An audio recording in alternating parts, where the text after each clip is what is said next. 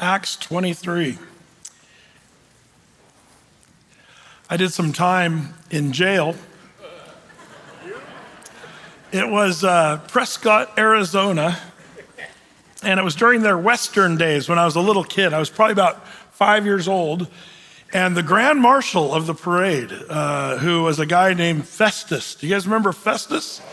Yeah, he was the grand marshal, and it was kind of cool because, his name was Ken Curtis was actually the actor's name, but he was that scruffy, kind of cantankerous, sort of backwoodsy, deputy on Gunsmoke. And so I just remember that was like the first big movie star I'd ever met, Festus.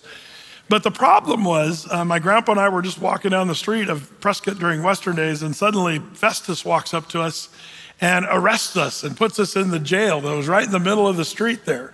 And so we were there just stuck in the jail in the middle of town. And my grandpa and I were just kind of like, are we ever going to get out of here? And it was, I didn't know. I was just a 5-year-old kid. I thought, man, what did we do? But finally my grandpa said, we got to go. It's time to let us out, So they let us out. But I haven't really done real time in prison. I did do some ministry in prison.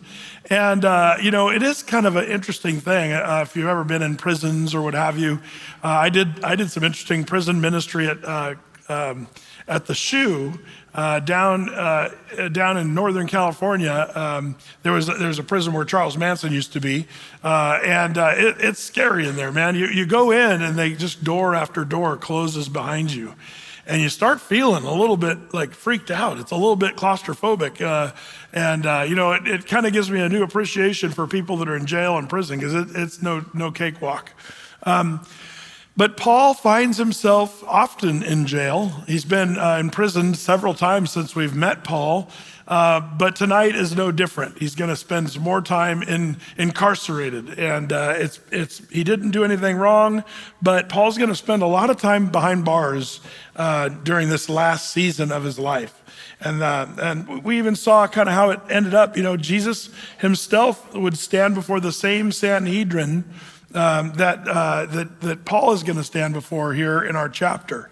So we left off, if you recall, last week.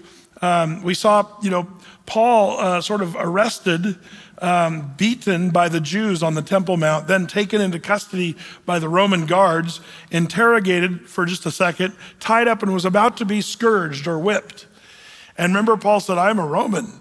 And then the Romans freaked out and turned him over to this. The chief captain turned him over. That's Claudius Lysias. He would be turned over before the Sanhedrin. And that's really where we pick it up here in chapter 23. Let's pick it up in verse 1. It says, "And Paul, earnestly beholding the council, said, 'Men and brethren, I have lived in all good conscience before God until this day.' And the high priest Ananias commanded them that they stood by him to smite him on the mouth." I've preached some sermons in my lifetime, but never had this response from people. I've never been punched in the mouth as soon as I opened my mouth. Some of you probably felt like that, maybe, to do that, but no, that's what Paul just says. "Men and brethren, I'm here with a pure conscience before God to this day." And Ananias, the high priest, says, "Punch him in the face." And so that's the first part of this story. So not going so good so far. Would you agree? It's interesting what was so egregious that Ananias would cause someone to punch him in the mouth. Maybe it was because he said "men and brethren," and maybe those guys didn't want to be linked in that way to Paul. Being that they were Pharisees and Sadducees that would be in the room.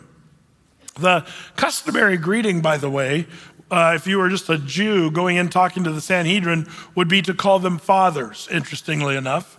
It is interesting that Jesus said, "Call no man your father." You can call your dad father, but the idea is don't call people father in the church or in ministry. Isn't it interesting? Jesus said that, but there's whole churches and denominations that still have the father delineation in the church. That's a mistake. The Bible's really clear on that one. But Paul, customarily should have said fathers. But what you have to remember, Paul didn't really look at this group as fathers because if you recall, he was one of them. Paul was a Pharisee of Pharisees, as he's called. He even took part in consenting to Stephen's death back 25 years earlier when Stephen would be stoned to death, and he would consent or vote with the Sanhedrin at that time. And we also remember from last week, Paul studied under the tutelage of Gamaliel, who was like the Albert Einstein of the Pharisees. And Paul could boast of that. I studied under Gamaliel. So maybe it was that he called them men and brethren, which was actually true. He was technically one of them. But maybe that's why he was punched in the face. Maybe the other reason, perhaps, was when he said, I have, lived in all good conscience before God unto this day. And they're mad at him because they think he's forsaken Judaism. And he's accepted all these Gentiles in, and then he said, Judaism's no more, and it's all about these Gentiles, which is not really the whole story. But they're saying, of course you haven't lived in good conscience, so punch him in the face is the idea. By the way, how many of us could say, truthfully, I have lived in all good conscience before God until this day? Man, I couldn't say that today. But Paul was able to say that with a straight face, interestingly enough. You say, well, Brett, didn't Paul do some bad things before he was a Christian? Like, didn't he kill people and imprison them? Well, you got to remember, this was before, he believed before he was saved, he was doing the right thing back then. But he was misguided. And that's an important thing for us to remember. One thing, there are sins of ignorance the Bible does talk about, and Paul didn't know what he was doing back then. But from the time he became a believer, he could say, I've lived a good conscience before God this day, which is interesting. Well, all that to say, this high priest already, I kind of don't like him. You know what I mean? In verse 2, and Ananias, the high priest, commanded him that stood by to smite him in the mouth. Who was this Ananias? Different Ananias. There's several Ananiases in the Bible. This is the high priest Ananias, and he was a bad guy. He was arguably the worst high priest in the history of Israel. And I didn't come up with that. It's Josephus writes about that. The ancient historian Josephus writes this. Ananias was a glutton, a bigot, a tyrant, a murderer. He defrauded impoverished priests of money meant to help them. He used to throw big parties. He hired people to steal grain from poor people. He would beat anyone who resisted his leadership. He was more of a Roman puppet than a high priest. Later, he was sent by the governor of Syria to answer for what he did in Jerusalem. When he got before Caesar and Caesar heard everything, Caesar affirmed that what he was doing was right and sent him back to Jerusalem. Eventually, this guy, Ananias, would be assassinated by a dagger through the heart by one of the Jewish zealots. Why would a Jewish zealot kill their own high priest? Because he was really a puppet of the Roman Empire, and the zealots hated the Romans and wanted to overthrow the Romans. So that's how Ananias would eventually die, a dagger through the heart. Interesting guy, this Ananias. But what was Paul's reaction to getting hit in the mouth? Well, we pick it up there in verse 3. Then said Paul unto him, God shall smite thee, thou white-walled. Now pause there for a second. Paul is just saying, you think you're smiting me, but you're going to be smitten. Not only would this guy be smitten with a knife through the heart, as we know history unfolded, but he would also probably stand before the judgment of God and the great white throne judgment, which is going to be smitten, to say the least. But this is interesting because he uses this term whited wall. Does that ring a bell? Who else used that same kind of term? Jesus did that. Jesus before the high priest, Caiaphas, who was the previous priest before this guy Ananias. Jesus said that in John chapter 18, verses 19 through 24. Let's read that because I think we should compare and contrast Paul's behavior in front of the high priest versus Jesus's behavior in front of the high priest. Let's read. It's John 18, verse 19. It says, the high priest then asked Jesus of his disciples and of his doctrine. And Jesus answered him, I spake openly unto the world. I ever taught in the synagogue and in the temple, whither the Jews always resort. And in secret have I said nothing. Why askest thou me? Ask them which heard me. What I have said unto them, behold, they know what I said. And when he had thus spoken, one of the officers which stood by struck Jesus with the palm of his hand. Sound familiar? Saying, answerest thou the high priest so? And Jesus answered him, if I have spoken evil, bear witness of the evil. But if well, why smitest thou me? Now Annas had sent him bound unto Caiaphas the high priest. So who was Annas? Well, he was a high priest. Well, Brett, which one? Annas or Caiaphas? And the answer is both. They were both high priests. One was sort of the replacement by the Romans because they didn't like the one, so they put the other in charge. And they were both, bad. Annas, the high priest, and Caiaphas.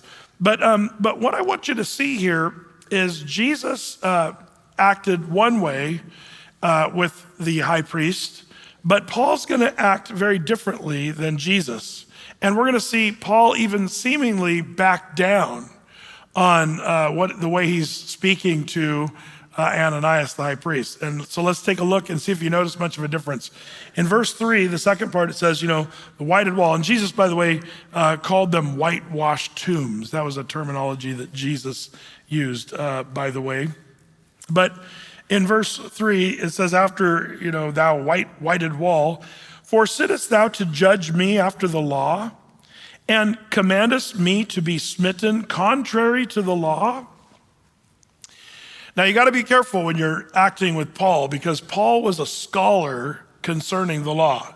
He knew the whole law, and he was trained, by Gamaliel, which means smartest guy in the room. So this high priest has to watch it because Paul knows the law, and he's referring to, you can jot this down in your notes, maybe it's in your margin, Deuteronomy 25, verses 1 and 2. That talks about, when you come to judgment before the judges of Israel, if a wicked man be worthy to be beaten, that the judge shall cause him to lie down and be beaten before his face. But there has to be a trial before there's a beating. It's kind of like what the Romans had, but just the Jewish version of that. So Paul is saying, why is it that you, by smiting me, are breaking your own law? Do you think this guy Ananias is that concerned about keeping the Jewish law? I think no. But he's supposed to care about that. But Paul's revealing his hypocrisy. And in verse 4 it says, and they that stood by said, revilest thou God's high priest? Because Paul's saying, you broke the law by punching me in the face. And the people stand around and say, what? Do you revile the high priest?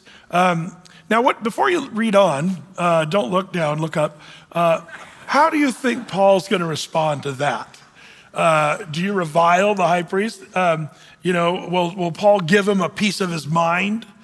I would think that would be in order. I mean, Paul should let him have it. This jerk, this Ananias, the high priest, what a guy that needs to be toned down and put in his place. But interestingly, that's not what Paul does. That's what Brett would have done in this case. But Paul does something very different and sort of back down, and that's not what Jesus did.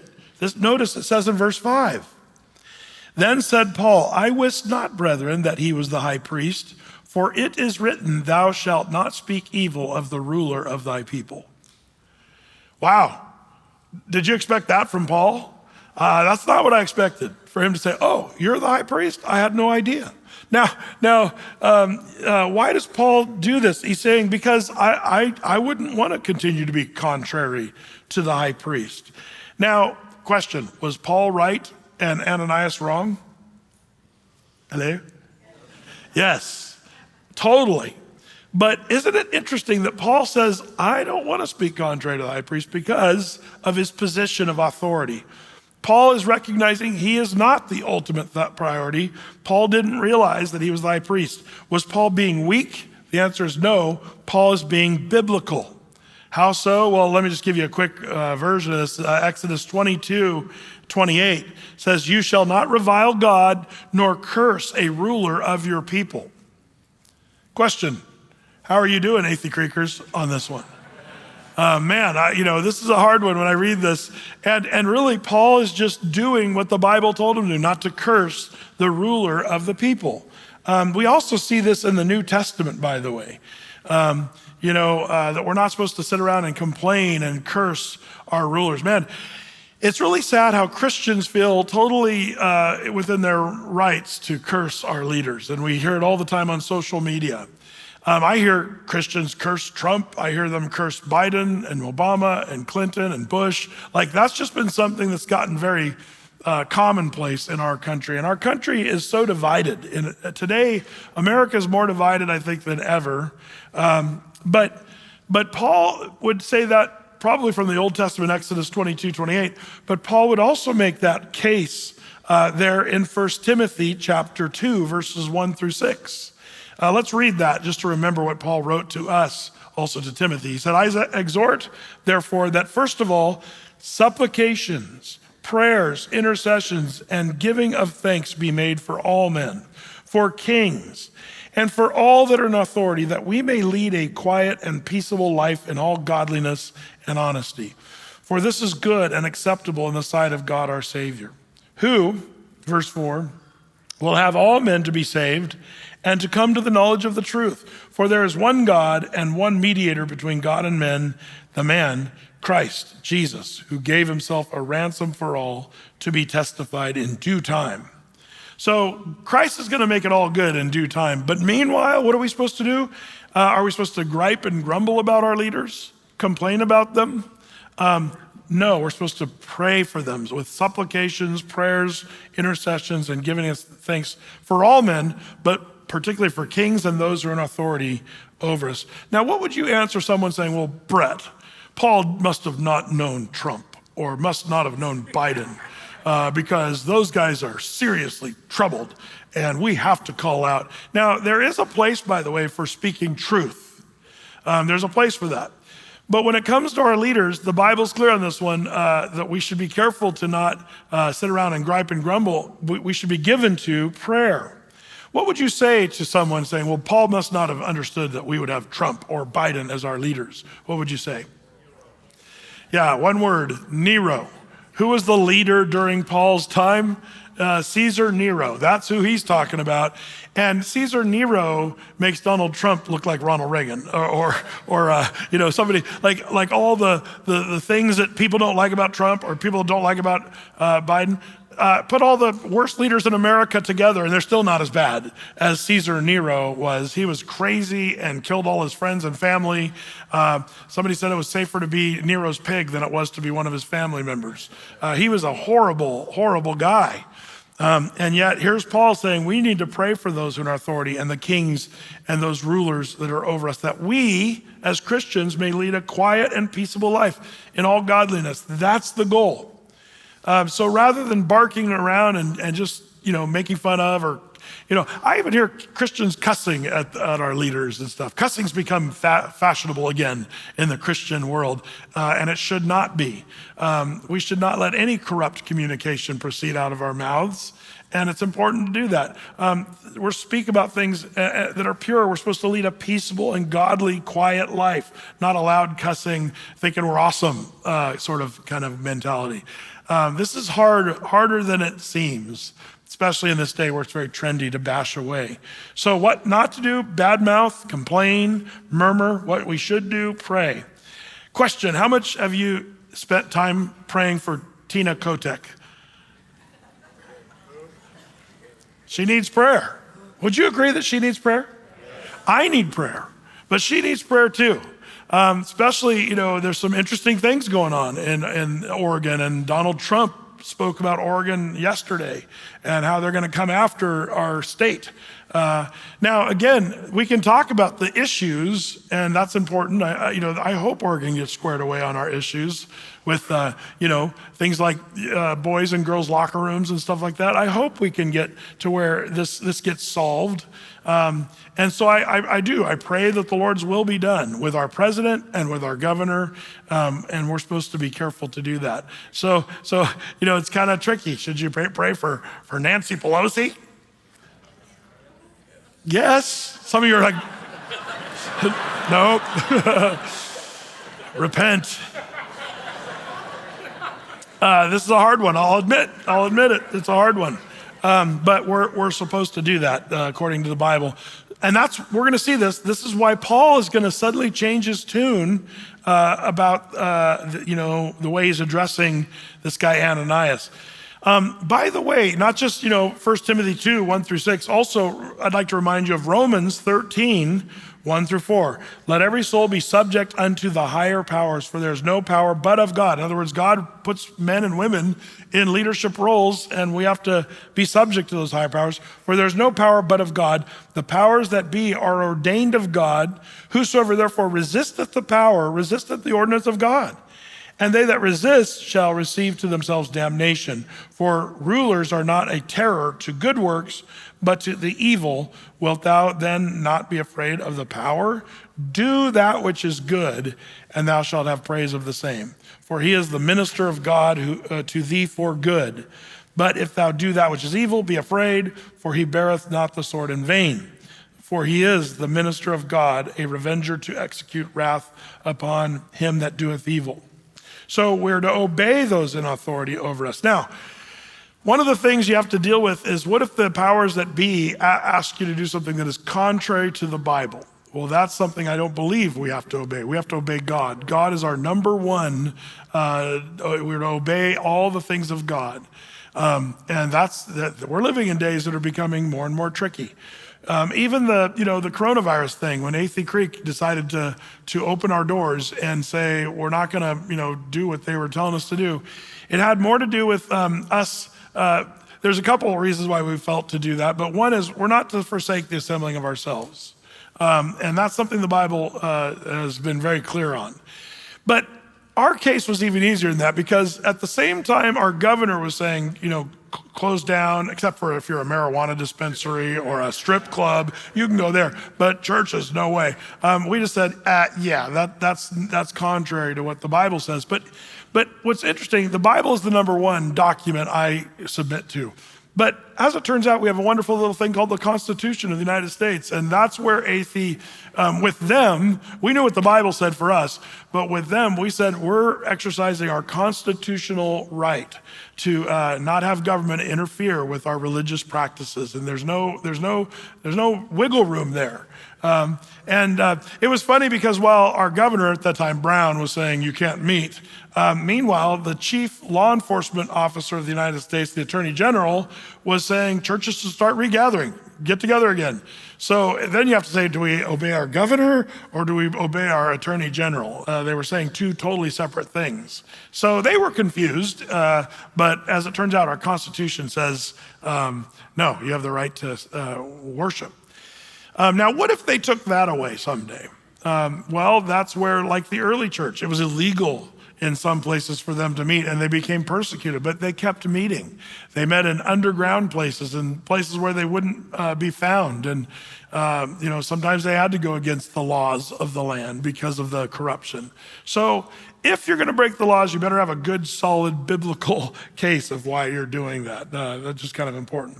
But we're going to see Paul here in Acts 23 sort of change. He says in verse 5, notice he says, I wist not, brethren, that he was the high priest.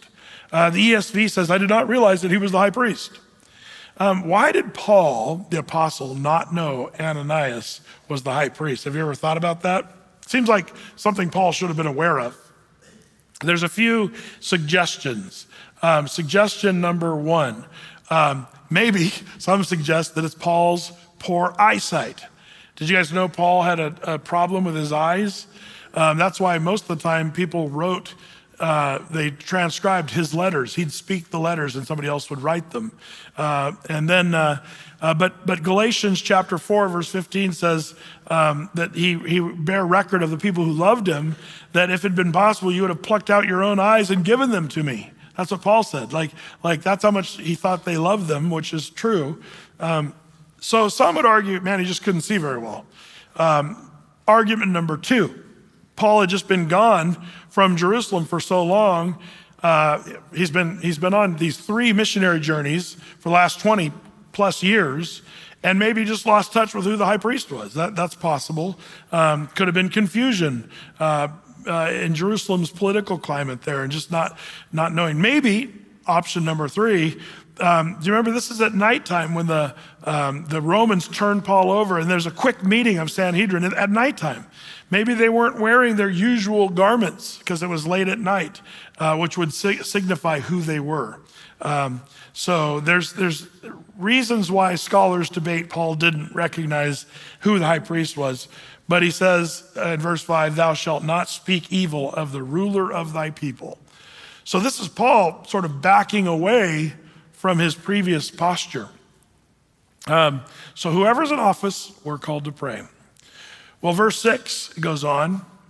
But when Paul perceived that the one part were Sadducees, question, do you remember one of the big things that Sadducees did not believe in? The resurrection. That's important to remember. They didn't believe in the resurrection or angels or any of that stuff. The Pharisees were into the resurrection, but this is hilarious when you realize what goes on here. Check this out. So when Paul perceived that one part were Sadducees and the other Pharisees, he cried out in the council, men and brethren, I am a Pharisee, the son of a Pharisee. Of the hope and resurrection of the dead, I am called in question. And when he had said, there arose a dissension between the Pharisees and the Sadducees, and the multitude was divided. Verse 8, for the Sadducees say that there's no resurrection, neither angels nor spirit, but the Pharisees confess both.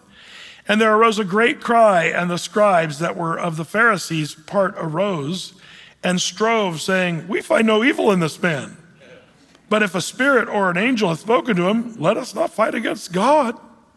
Do you see what happens here? This is hilarious. Paul pulls the pin out of the resurrection grenade and throws it in the group. I believe in the resurrection and I am a Pharisee. And all of a sudden, the Sadducees are raging. You know, they're really mad. You know, what's the old saying? The enemy of my enemy is my friend. That's what happened here. The Pharisees and Sadducees weren't that unlike our Congress. Divided right down the middle. When Trump spoke, none of the Democrats clapped, or even when they were talking about the poor cancer child and stuff, nobody clapped. They just really angry and watched him. Remember the last time Trump spoke with Pelosi, she ripped up the text of his speech. But in the same way, when Biden spoke, the Republicans weren't just, clapping for everything either. There's a divided sort of worldview. That's the Pharisees and the Sadducees. They had very different worldviews. So Paul, he's in the hot seat. He says, by the way, I'm a Republican. No, he doesn't say that. He said, by the way, I am a Pharisee, which is really funny to hear that. He goes on in verse 10. And when there arose a great dissension, the chief captain, fearing lest Paul should have been pulled in pieces of them, commanded the soldiers to go down and take him by force from among them and bring him into the castle.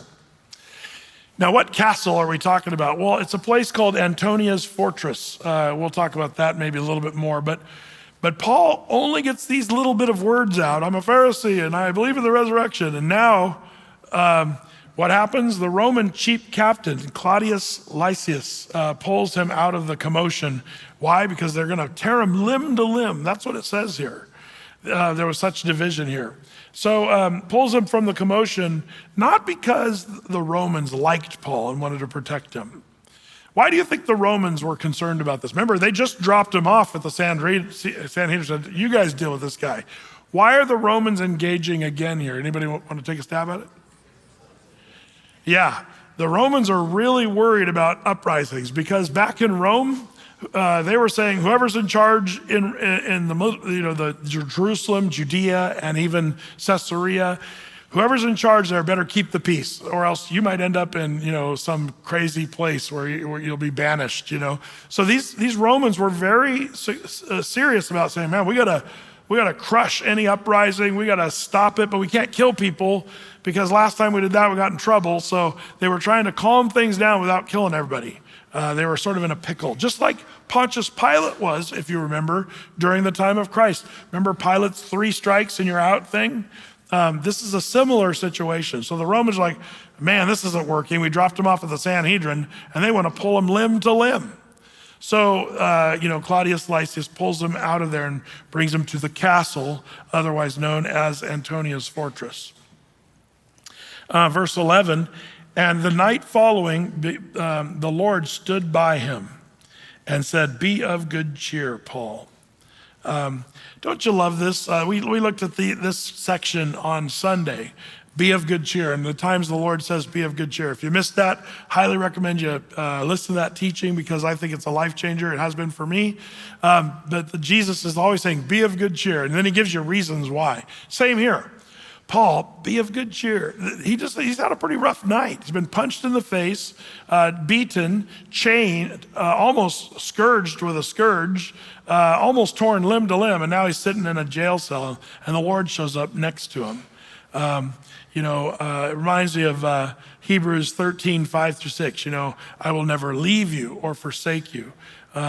And the Lord is my helper. I will not fear what man shall do to me. That's what Hebrews chapter 13, 5 and 6 says. So you got to love that Jesus is right next to him. I think it was an appearance of Jesus. I wouldn't die on that battlefield. Maybe it was just a glow or something, God standing next to him. I don't know exactly what that means, but in the Bible, there's a lot of examples where Jesus shows up, not only in the New Testament, but in the Old Testament. What is that called when you see that in the Old Testament? Yeah, a Christophany or a theophany. Some people call it different things. So interesting.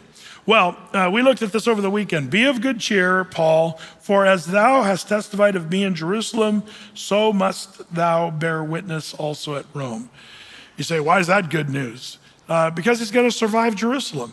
He's going to live through this and make it out of Jerusalem. The reason I point that out is it's not looking good for him to leave Jerusalem alive at this point. Everybody wants Paul dead, except for a tiny little handful of Jews that said hi to him for 10 seconds at the beginning, if you remember. Everybody else wants Paul dead now. And he's in jail with the Romans, but it's looking bleak, especially when you read on. In verse 12, it says, and when it was day, certain of the Jews banded together and bound themselves under a curse, sort of like a pact or a contract, saying that they would neither eat nor drink until they had killed Paul. And then verse 13, and they were more than 40, which made this conspiracy or covenant. And they came to the chief priests and elders and said, we have bound ourselves under a great curse that we will eat nothing until we have slain Paul. So these guys are serious about this. Now, some of you are like, so what? They're doing intermittent fasting, whatever. That's not exactly what's going on here. These guys are literally saying, we will not eat. Do you think they're serious about that? What if they start to starve? You have to understand, this is a serious thing in Bible times for Jews to make this sort of a covenant or pact. We're not going to eat or drink, they said. And there's more than 40 of these guys that said this until we see Paul dead. That means at all costs, we need to kill Paul. This was a thing in the Old Testament times and in the New Testament times. It's interesting to me, this is sort of an interesting vow to make here, sort of a weird vow, not eating or drinking. How's this going to turn out for them? Well, if you know, they're going to not eat and drink for a long time. I kind of wonder how this worked out for them because it was such a grave kind of thing.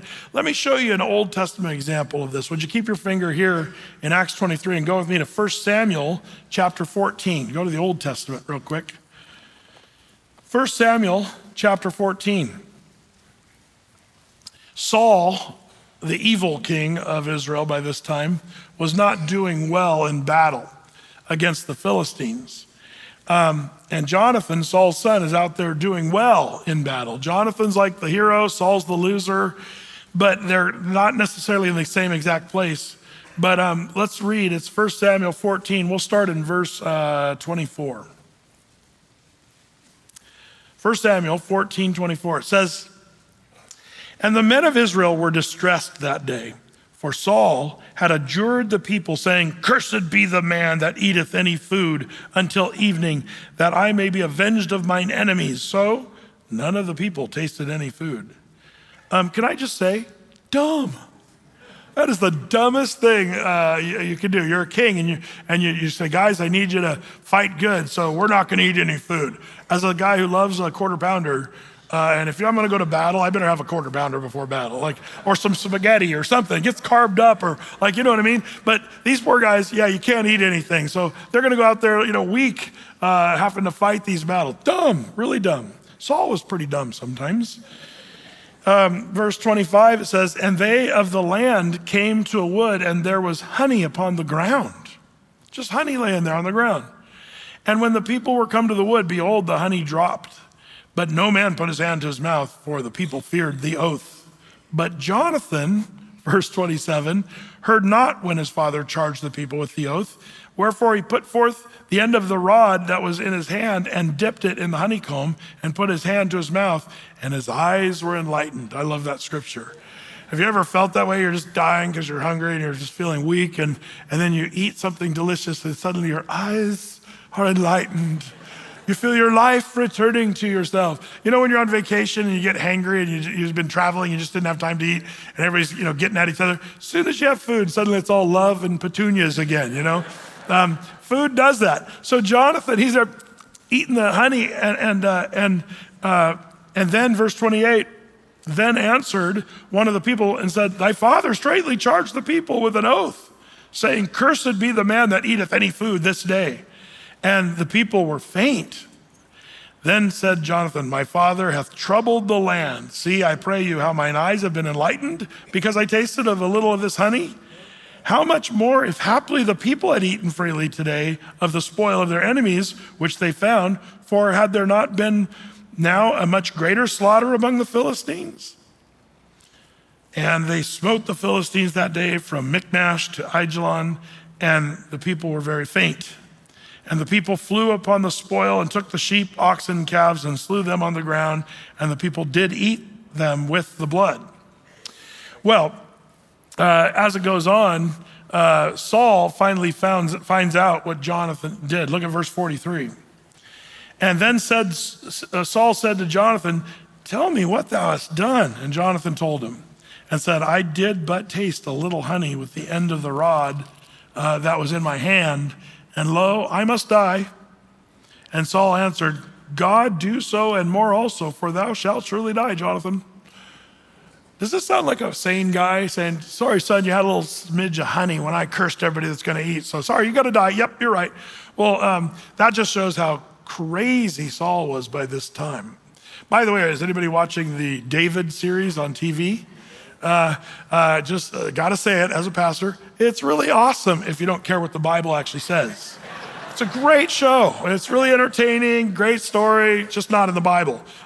Very much of it is made up. And to their credit, they say at the beginning that they made up a bunch of stuff. So so if you want to watch it, as long as you just know, I better read my Bible if I want to know the real story. Make sure you understand that. But it is kind of entertaining to see somebody's take on it. But there's some things that absolutely did not happen, for sure, that they show in the story. So, but this does show here Saul's insanity, and he was ready to kill Jonathan on more than one occasion in the Bible. So he lost his marbles when he left the Lord. What happens later on is the people jump in and spare Jonathan's life and say, no, we're not going to let you kill your son, Jonathan, King Saul. We're not going to let that happen. Thank the Lord for that. Now, notice this vow was stupid. And also one of the things, the Jews knew that if you make a vow, you are supposed to keep it. And the Jews, to this day, when they make a vow, it means more than us. Well, Brett, how do you know that? Because we make the most solemn vow in front of a justice of the peace or in front of a pastor when you get married. And more than half of marriages break that vow in divorce. We don't care about vows in America. You can buy a new car, and if you go bankrupt, you don't have to pay. Just file Chapter 11, and you don't have to pay the Bible says be a debtor to no man. And also don't make a vow. In fact, let me show you where it says that. Ecclesiastes 5:5-7. Better it is that thou should not vow a vow than thou shouldest vow and not pay. Suffer not thy mouth to cause thy flesh to sin, neither say thou there before the angel that it was an error. Wherefore should God be angry at thy voice and destroy the work of thine hands? What does God do? If you break your vow, he destroys the work of your hands. For in the multitude of dreams and many words, there are also diverse vanities. But fear thou God. Now, this is the main crux. Better to not vow a vow than to vow something and then not follow through. Now, the verse right before this, verse 4, says this: when you vow a vow, so it's not inappropriate to never or to not vow. You can vow, but it says when you vow a vow unto God, which marriage is that, by the way, defer not to pay it, for he hath no pleasure in fools. Pay that which thou hast vowed. So when do we make vows? In contracts, in our mortgage, and bills and loans. But the most important one, I think, is marriage. And sometimes those are vows quickly broken. Can I just add to that? Before you get married, make absolute certain, take whatever time you need to make sure that you're willing to live with that person for the next 80 years. Some of you young people don't think about it. I like him, he's hot. In about 10 years, he's gonna have a dad bod and he will no longer be hot. And gravity kicks in, and there better be more to your love for him than his six-pack, because it becomes a one-pack real fast. And same with her. Like, you better make sure that there's a depth. And when you make a vow, you got to say, this is a person I choose to live with for the rest of my life. I think God cares about that vow, very much so. Well, these men in Acts, the reason I share that Old Testament story is because you might say, well, those poor guys, I guess they're going to have to break their vow. When I get to heaven, I'm going to find out what happened to these guys. Did they really just start eating when Paul got shipped off to Rome? We don't know, but I just wanted you to get the sense that's a serious thing that they made. But are they going to try to kill him? Well, yeah, that's where we pick it up in verse 14.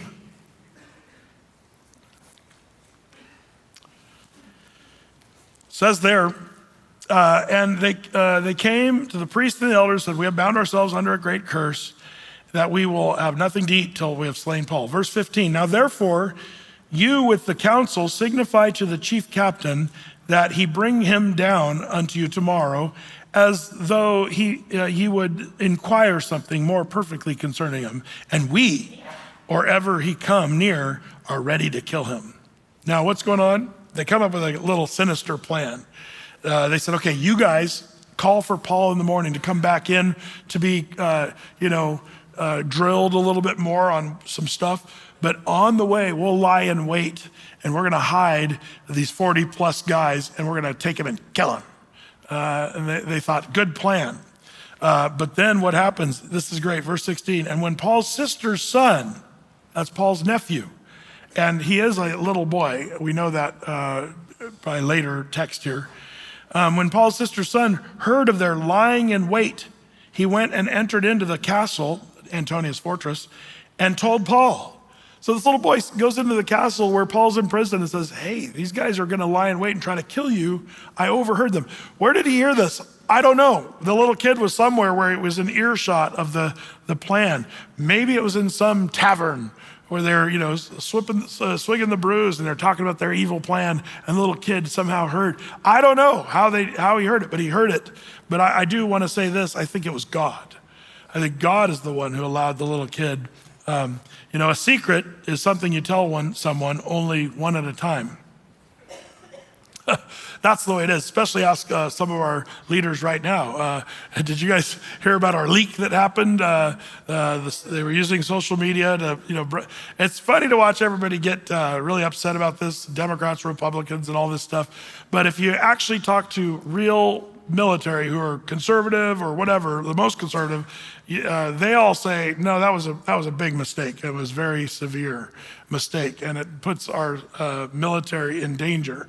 It's the Republicans, the Democrats that are hammering it out in politics, but the truth is that was a really bad leak that happened to our country. Fortunately, it got into the hands of somebody who didn't have dastardly plans for the United States. But this is kind of what happens here. Their plan leaks, but it gets all the way to Paul. So it's not a coincidence that Paul's nephew, hears this. It's God orchestrating this. And so this little kid is used. how many times in the Bible does God use little children? It's really kind of cool, really, when you think about it. I think we sometimes don't allow little kids to be used when God says, I can use little kids. I'm so thankful that when I was a kid, they let me teach Sunday school at 12 years old. They probably didn't know I was 12, but I got to start early doing stuff in ministry, and I'm really thankful for that. But David slew Goliath. Samuel was called into ministry at a young age. Miriam, as a child, rescued her brother Moses out of the river, or followed him in the river. Josiah was 8 years old when he began to reign, and he was a good king that served the Lord. There was the little boy with the 5 loaves and the 2 fish that led to the feeding of the 5,000. I love how little children are included in God's plan. Don't sell your kids short, mom and dad. You never know how the Lord might use them. The psalmist, Psalm 8:2 says, out of the mouth of babes and sucklings hast thou orchestrated or ordained strength because of thine enemies. Jesus quoted from Psalm 8 in Matthew 21:14 when he said, the blind and the lame came to him in the temple and he healed them. And when the chief priests and scribes saw the wonderful things he did, and the children crying out in the temple saying, Hosanna to the Son of David. What's happening? Jesus is healing a bunch of people, and the little children are running around saying, Hosanna, blessed is he who's the Son of David. And then the Pharisee said, do you guys hear what these children say? And Jesus said unto those guys, yep. Have you never read, out of the mouth of babes and sucklings hast thou perfected praise? So Jesus quotes that. The Lord uses little children. Don't forget that. I love that in the Bible.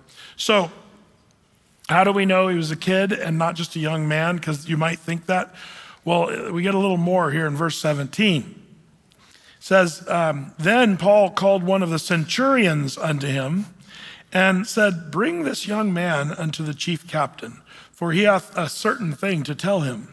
So he took him and brought him to the chief captain and said, Paul the prisoner called me unto him and prayed me to bring this young man unto thee, who hath something to say to thee. Then the chief captain took him by the hand. So he's a little guy. Took him by the hand and went with them aside privately and asked him, what is it that thou want to tell me?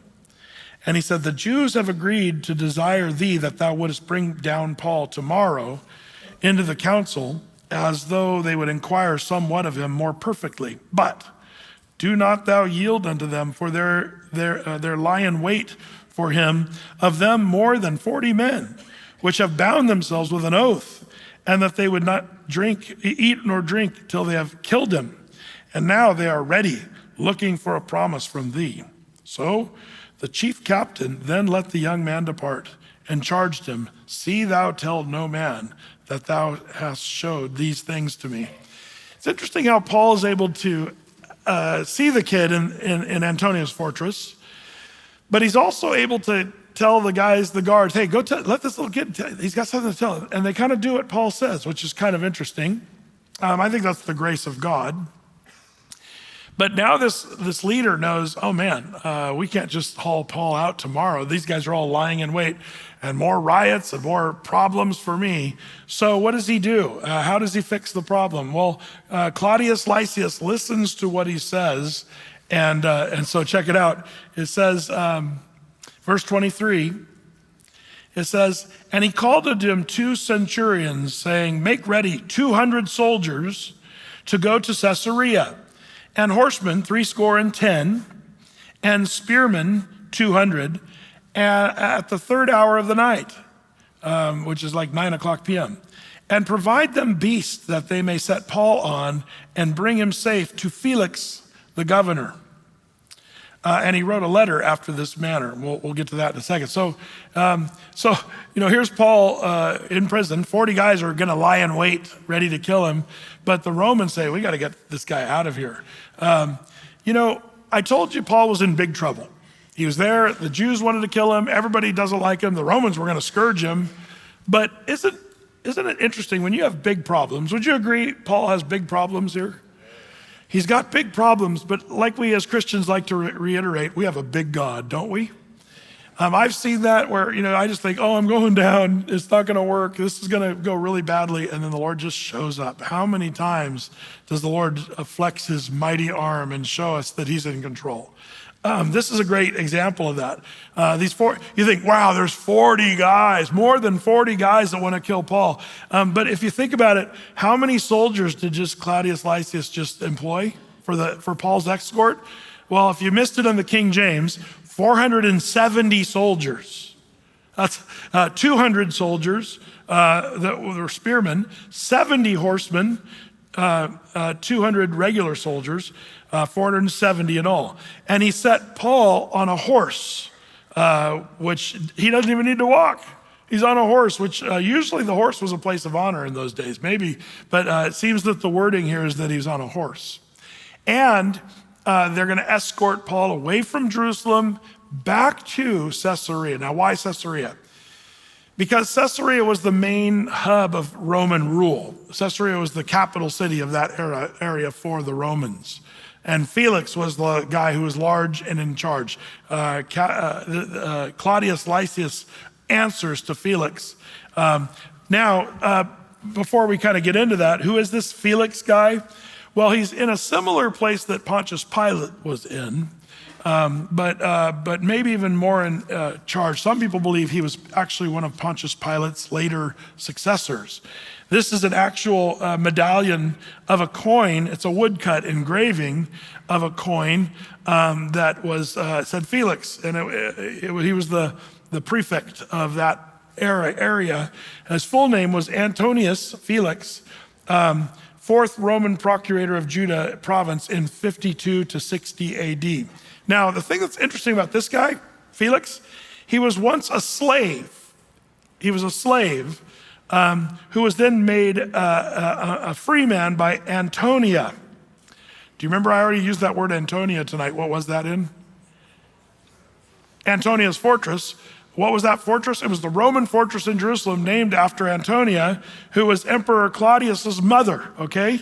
So Antonia, Emperor Claudius' mother, turned Felix from a slave to being large and in charge. So something happened where Felix was a lowlife, nobody, nothing, but Antonia, Emperor Claudius's mother, said, you shall be a prefect. And so they sent him to Caesarea. Kind of interesting. So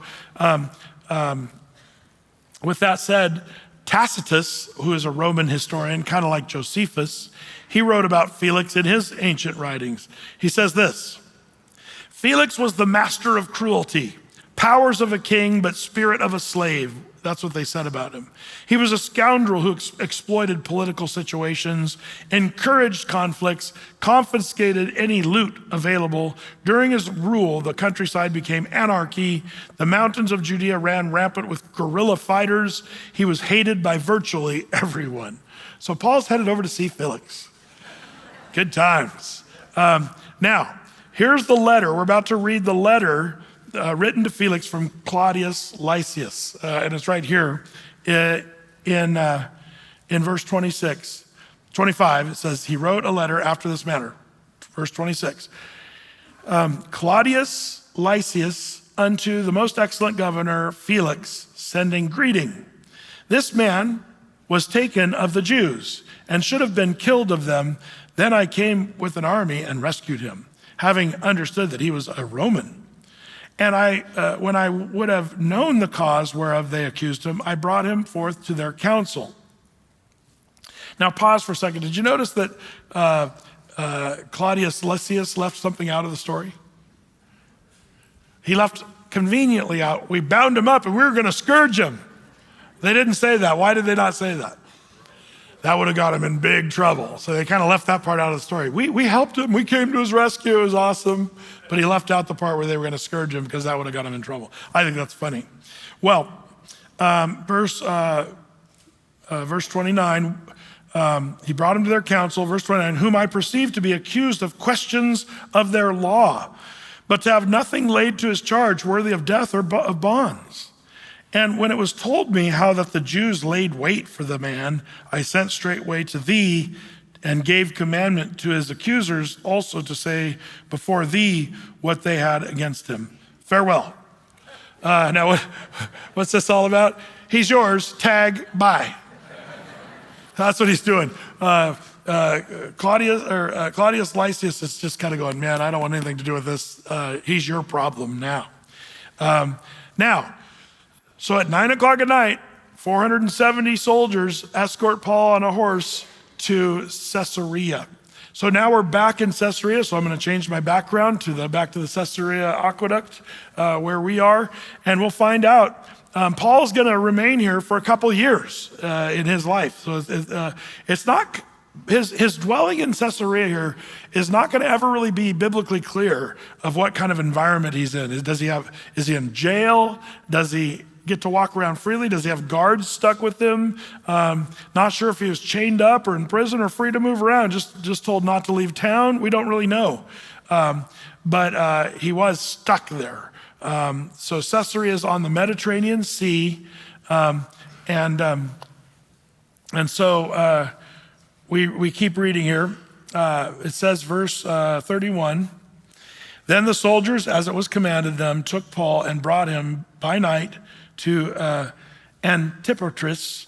On the morrow, they left the horsemen to go with them and returned to the castle. So they went back to Antonius' fortress, who, when they came to Caesarea, were delivered the epistle to the governor, presented Paul also before him. So Felix gets the letter, and Paul is presented before Felix. And when the governor had read the letter, he asked of what province he was, and he understood that he was of Cilicia. Verse 35, he says, I will hear thee, said he, when thine accusers are also come. And he commanded him to be kept in Herod's judgment hall. What is that? We don't really know. Now, when we go to Caesarea, there is a palace that Herod built. And it's kind of interesting because the judgment hall might be the palace of Herod. And they had a downstairs that was at the sea level. You see the foundation of Herod's palace still in the water of the Mediterranean Sea. So they believe it was like a swimming sort of, their basement was a swimming pool in the Mediterranean Sea. It was a fancy palace. Some believe that's where Paul had to hang out. Maybe there, not really sure. So this horrible guy, Felix, that I just told you about, what's he gonna do to Paul the Apostle? What's he gonna do? The answer? We'll pick it up next week in chapter 24. Lord, this story reminds us of how powerful you are. While men will rage and get upset about politics and about what's going on spiritually or even politically, the Romans, the Jews, it seemed that Paul was doomed, Lord, in this story. But how thankful we are, Lord, that you're bigger than all the problems we ever face. And when you want Paul to get somewhere safe, you can give him 470 soldiers to escort him to safety.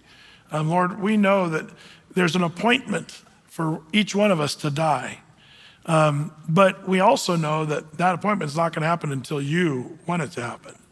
So I pray that we'd walk in confidence, putting our trust in you.